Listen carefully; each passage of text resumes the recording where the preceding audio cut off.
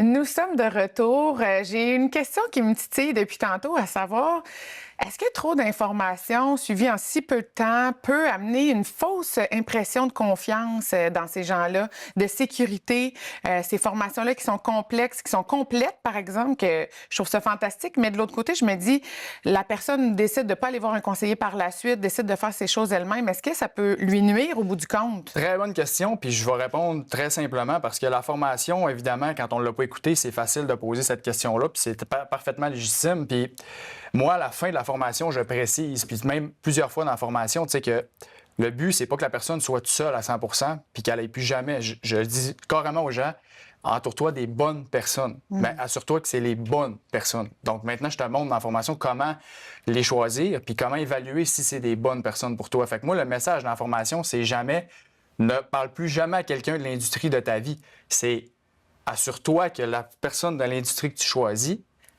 a du bon sens puis elle fit avec ce que tu as besoin. Fait que moi, c'est ça le message que je passe dans la formation parce que oui, la plupart des gens n'auront pas besoin probablement d'un conseiller des fois à pourcentage pendant 20 ans, surtout s'ils sont en phase d'accumulation, puis mettons que le dossier est quand même assez simple.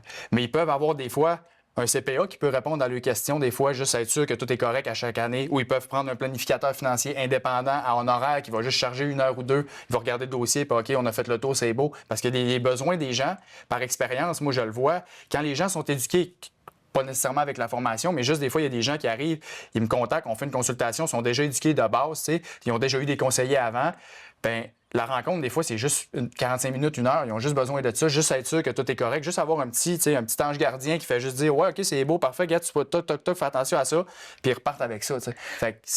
Fait que non, la personne ne pensera pas OK, j'ai plus jamais besoin de parler à quelqu'un de l'industrie. C'est pas ça le message. Est-ce que ça peut les amener à penser qu'un conseiller financier, ça coûte cher? Parce que c'en est une croyance qu'on entend souvent dans le marché. Moi, je veux pas avoir un conseiller financier parce que ça coûte cher de frais de gestion.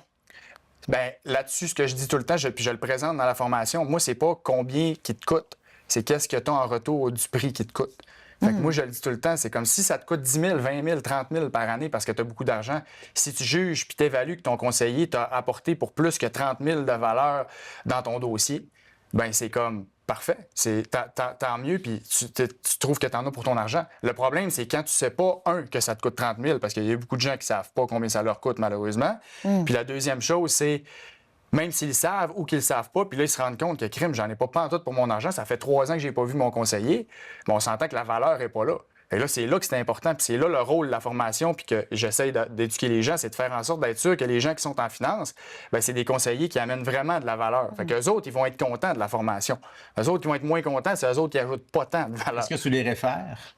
Je ne réfère pas à quelqu'un particulièrement. Des conseillers non. que tu peux connaître. En fait, si quelqu'un me dit... Il y a des gens, des fois, que quand on fait une consultation, jugent que ça serait bien qu'il y ait un conseiller dans le dossier. Mettons, ils sont en décaissement, puis ils ont des choses à checker plus techniques, puis ils veulent pas trop se casser la tête. Puis je le dis, comme ton conseiller, ou si tu n'en as pas en ce moment, ben trouve quelqu'un qui va avoir ces points-là, puis que par rapport à ça, puis va regarder dans les institutions autour de toi, demande des références des gens autour de toi, puis assure-toi de poser ces questions-là. Fait que je montre comment trouver le bon conseiller, mais je dirais pas, va voir telle personne. Mais souvent, ça arrive que je dis à quelqu'un, tu pourrais avoir un conseiller, puis une partie de ton actif que tu laisses à un conseiller pour cette phase-là de ta vie. T'sais. Ça, c'est plus, comme je dis, en phase de décaissement, puis les gens qui sont rendus vraiment à faire des retraits, parce que c'est plus complexe qu'une phase d'accumulation, qu'on fait juste mettre de l'argent, puis c'est comme si le dossier n'est pas compliqué. Dans la formation, tu leur apprends ça à faire l'analyse de leurs propres besoins? De calculer leur valeur nette, puis de voir, d'établir qu'est-ce qu'ils vont avoir de besoin, comme justement, tu parlais de protection d'assurance tantôt. Il faut analyser un petit peu les besoins. Il y a tout ça. Là. Je donne les grandes lignes. Les grandes lignes. On va dire les règles du pouce. OK. Puis je dis tout le temps, ça, c'est le genre de choses que tu peux demander avec un conseiller en sécurité financière qui te le fasse précisément si tu veux avoir ton besoin précis. Mais en gros, si tu calcules ça à peu près comme ça va te donner une bonne idée. Fait que quand tu vas arriver avec ton conseiller, si tu as évalué avec la règle du pouce que tu as besoin d'1 million, puis lui, il arrive et il dit que tu as besoin de 4, c'est probablement qu'il y a quelque chose qui n'est pas correct. Là. J'entends, Caro, excuse-moi, si tu permets, je commence à être familier avec l'émission. Hein? J'entends des gens qui se disent, moi, mais c'était plus payant quand tu étais conseiller, que d'aller du côté formation. Un coup que c'est vendu, puis ça s'arrête là. Qu'est-ce que tu réponds à ça? Ben, je réponds absolument.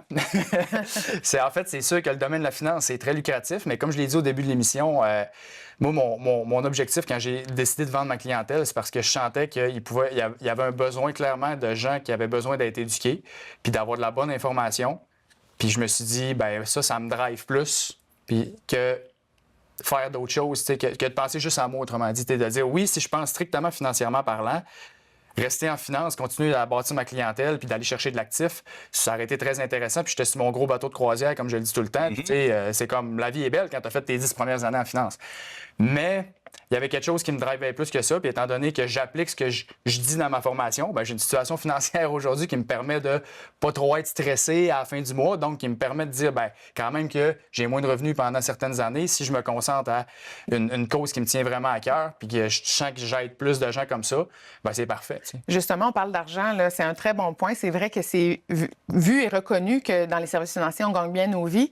Est-ce que tu penses que ça peut jouer le fait que certains conseillers, courtiers, indépendants sont à commission, qui aient des référencements financiers suite à la vente d'un produit? Est-ce que tu penses que ça peut impacter le service qu'ils offrent? Comme je le dis tout le temps, on peut être quand on est à commission, quand notre paye dépend, mettons, de quelque chose, c'est sûr, on peut être à 98 dans l'intérêt du client, mais il y a tout le temps une mini-marge minimum. Des fois, il y en a que c'est beaucoup plus que ça, mais des fois que c'est minimum que... C'est sûr que si des fois, il y a un produit, comme égal, s'il y en a un des fois qui donne plus, ben peut-être qu'on a plus tendance à aller vers ça. Fait que c'est quelque chose que si le client est éduqué, puis qui est capable de dire, ben là, OK, ta commission, puis de discuter carrément ça avec son conseiller, ben c'est là que le conseiller va pouvoir être justement plus transparent, puis après ça, mieux répondre à son client. Fait que moi, je suis comme, si le client il est bien informé, puis il est bien équipé, je vois pas de problème à ça parce qu'il comprend, c'est comme c'est clair, ça a été expliqué. Là où il y a un problème, c'est quand le client ne le sait pas, qu'il paye des frais. Puis, en ce moment, c'est ça, des fois, le problème. Là. Avec la nouvelle loi MRCC3, maintenant, c'est tout divulgué. Donc, les clients savent tout le temps comment ils laissent de paye sur leur commission de suivi pour leur placement. J'aimerais ça que tu me dises, avant qu'on s'en aille à la pause, comment tu fais pour distinguer un bon conseiller d'un mauvais? Si tu es un client là, qui t'écoute, tu lui dirais quoi? De s'assurer de quoi avant de prendre ce conseiller-là? Première des choses, c'est tout le temps un peu le gut feeling. Dans le sens que, s'il y a quelque chose qu'on sent que... Ça, souvent, c'est un bon indicateur. Juste comme le gut feeling, quand on fit avec quelqu'un, c'est super important parce que la confiance, c'est la base dans tout, puis encore plus quand c'est quelqu'un qui va s'occuper de notre argent. Sinon, au niveau plus technique, je dirais, quelqu'un qui prend le temps d'éduquer. Quelqu'un qui va prendre le temps, parce que si c'est un bon conseiller, il n'aura pas peur de t'éduquer parce qu'il est capable de dire, moi, je le sais que je justifie mes frais puis que je vaux ce que je charge, fait qu'il n'aura pas peur de le dire. Tandis que quelqu'un qui ne prend pas le temps d'éduquer, c'est peut-être parce qu'il veut garder le client dans l'ignorance, parce qu'il sait au fond de lui que peut-être qu'il charge cher versus qu'est-ce qu'il offre. T'sais. Fait que je pense vraiment que le point clé, c'est de trouver un bon éducateur, un bon vulgarisateur. C'est un très, très gros plus, un très gros green flag pour un conseiller. Patrick, ça fait du sens pour toi? Ben oui, c'est sûr que ça fait du sens. Puis en même temps, ça répond peut-être à une clientèle qui est dans une table aujourd'hui où ils sont moins bien servis par les services financiers parce que les services financiers, il faut dire qu'il y a beaucoup de frais fixes. C'est des business souvent qu'on va gérer comme courtier, par exemple, ou même à l'emploi. Fait qu'au final, il y a une table de clients qui est pas bien servie. On va aller plutôt vers des gens plutôt mieux nantis, etc. Donc, pour le même travail, pour la conformité, pour les règlements et la lourdeur qu'un conseiller financier peut supporter, on va aller vers des gens qui ont des montants plus élevés. Alors, ça répond probablement à une table de gens qui ne sont pas éduqués assez financièrement. Très bon point, parce que c'est effectivement qu'il y a beaucoup de gens dans l'industrie, malheureusement. Quand on n'a pas 1 million et plus, bien, on n'aura peut-être pas accès non plus aux top conseillers, malheureusement. Tout à fait. On doit aller à la pause, mais on vous revient tout de suite après avec les derniers conseils de la journée. On est de retour. C'est tellement intéressant aujourd'hui. Je trouve ça pertinent et puis ça va nous permettre vraiment de donner accès tellement à de gens, à de la nouvelle information. Moi, j'adore les gens qui arrivent dans mon bureau et qui ont une formation en arrière de la cravate. J'ai tellement l'impression d'être encore plus utile pour eux. J'aimerais ça qu'on nous reste une minute, que vous nous donniez des conseils pour les gens qui décideraient de se former par eux-mêmes. Bien, tu sais, le savoir, c'est le pouvoir, comme on disait, ou l'éducation financière, d'être éduqué. C'est payant d'être éduqué dans l'ensemble, mais d'être éduqué financièrement, puis de développer probablement un 6e sens avec des formations comme Fred propose. Bien, moi, je trouve ça pertinent parce que, justement, ça fait des clients avertis, Puis pour le conseiller, ben c'est beaucoup plus simple. Moins de choses à expliquer par la suite. Oui, je dirais pour le faire le plus simple possible, c'est de réduire le coût de son ignorance. Donc, plus on en sait, moins on va payer ce coût-là qui peut être très élevé, comme je disais tantôt. Donc, je pense que c'est vraiment de se former, de s'éduquer, puis c'est la responsabilité de chaque personne de le faire. Pour suivre ta formation, Fred, on va où? Altic.ca, dans l'onglet formation, on s'inscrit, ça prend 5 secondes, puis après ça, on décolle, puis vous me remercierez plus tard. Merci pour cette journée. Merci Merci pour ta belle mission. J'y crois beaucoup.